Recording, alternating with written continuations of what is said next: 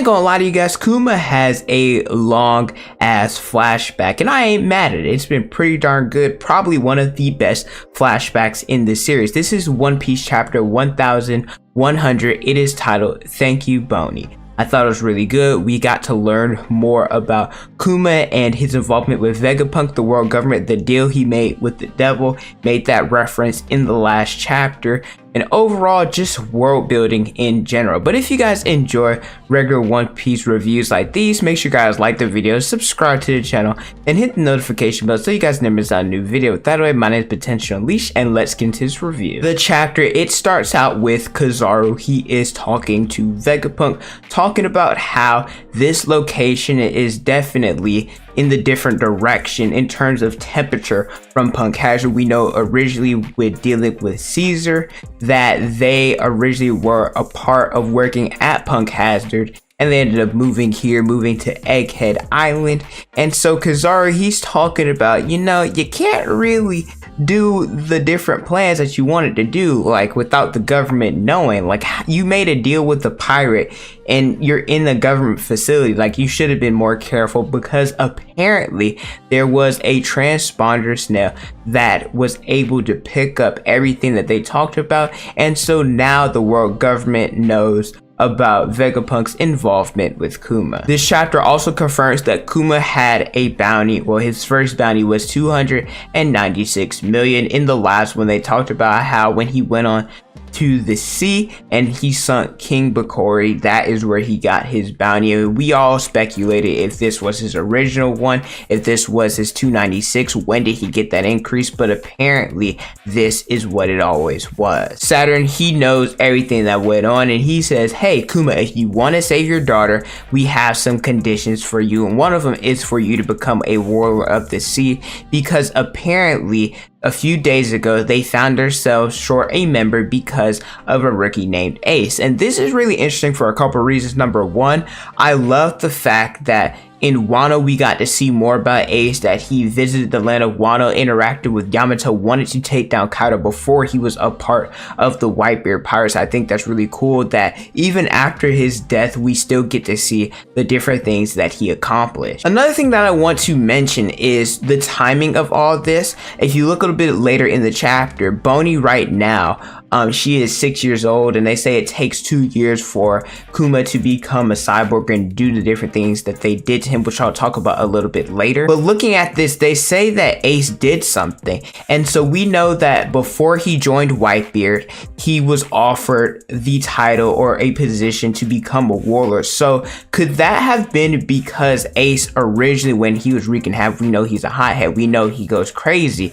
was that because he originally took out the person that originally had that title? Which is something I find kind of interesting, because that if that is the case, Luffy was never offered the position of a warlord. Maybe that's because he had D in his name, but he took down Crocodile, he took down Moria, and they didn't offer him one like they did Ace. The second condition, which I kind of touched upon when I was talking about Ace, was Kuma. He had to become a cyborg, have his body modified. And then the third one is that he has to give up his sense of individuality, and this is because of Kuma, him having ties to the revolutionary army, and we know that they try to oppose the world government. So this is so that Kuma would not go against them and try and take down the world government. Now Vegapunk, knowing the kind of guy that he is against this, saying that in essence you would be killing a man. And this is where Saturn's like, hey, you're just a military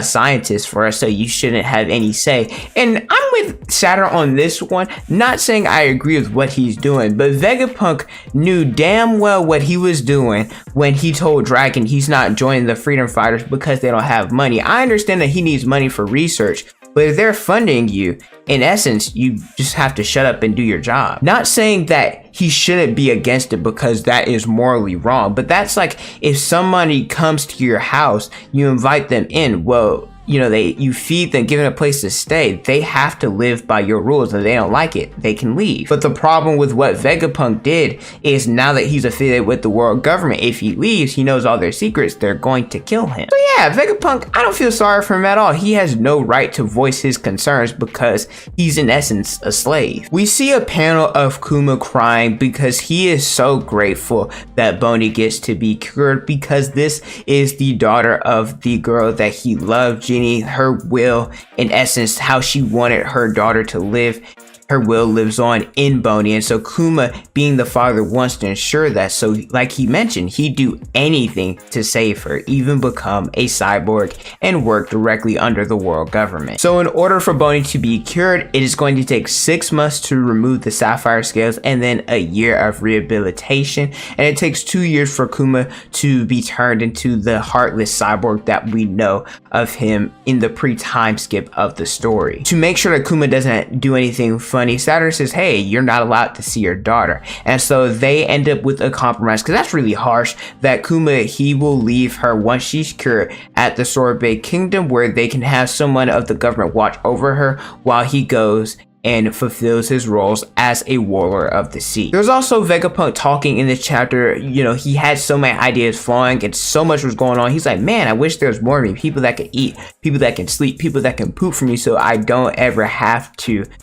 stop working. And this eventually became the 5 stellas, or the 6 stellas. I want to put emphasis on the number 5 because we know that there was 6 of them, York being the traitor, and so this was probably Oda having somebody going to be a traitor all along. It's so touching. Like, we get to see why Kuma, Bonney, Sentomaru, Kizaru, and Vegapunk have a good relationship. They were all together while she was getting cured, and we see them eating together, sleeping together, dancing, just having a good time. So yeah, we understand why Vegapunk getting killed and Kizaru having to go against Sentomaru was so hard on Kizaru, and it makes me love him as an admiral. Right now, Aokiji is my favorite, but Kizaru is definitely number 2. After she is cured, they go back to the Sorbet Kingdom, where Kuma, he has to leave Bonney there. We see a CP8 agent. Her name is Alpha, but there was like a little asterisk, so I think her name is actually pronounced Alufa.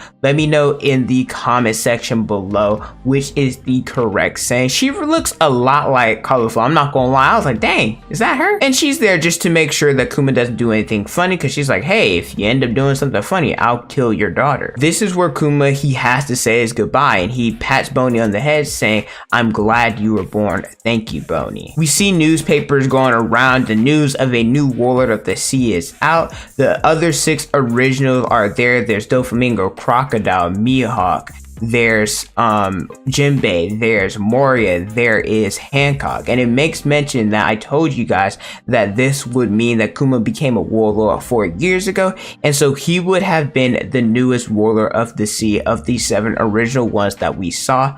I will have to go back and read the Ace novels. I don't remember them that well. I'm pretty sure nothing was mentioned in there, and this was probably a character that Ace fought off screen, but I just want to make sure. I just love seeing how they're talking about Kuma. There's Doflamingo talking about another villain has come into play based off of his name of the Tyrant. There's Crocodile. He's like, hey, I don't give a fluff as long as, we get to continue with our plans. Robert's in here as well. Mihawk's doing his own thing. Hancock don't care. Not Weevil. Moria is talking about, he might be strong since he has the same title as us. Jinbei, he's talking to Ace. I find it funny how when Ace and Jinbei were interacting, he was like, hey, it's the good news that you found a replacement. And then Jinbei's like, well, I wouldn't expect you to say anything like that, because obviously Ace isn't interested in that type of stuff. The chapter ends with Kuma writing a letter to Bonney saying, hey, he's looking around for different places for her to go once she reaches the age of 10, which is kind of true. He's probably doing that on the side, but in actuality, he really can't see her ever again, and he is just being a government slave. We see a picture of Luffy. He is running away from a tiger, and we get a transmission from the world government asking Kuma where his location is, because they have commands, and he says he's at the East Blue.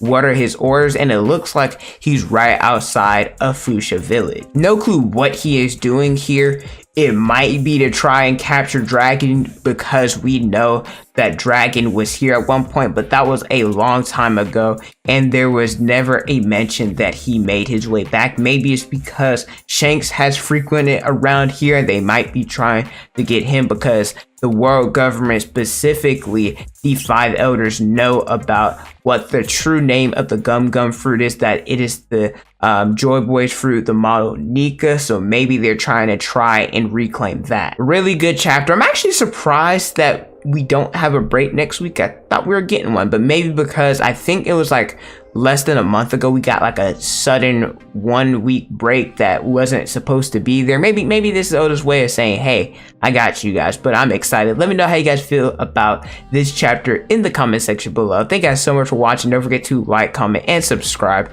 Hit the notification bell so you guys never miss out on a new video. Follow me on Instagram, Twitter, and TikTok is on the screen and in the description below. Thank you guys so much for watching, and don't forget to unleash your potential.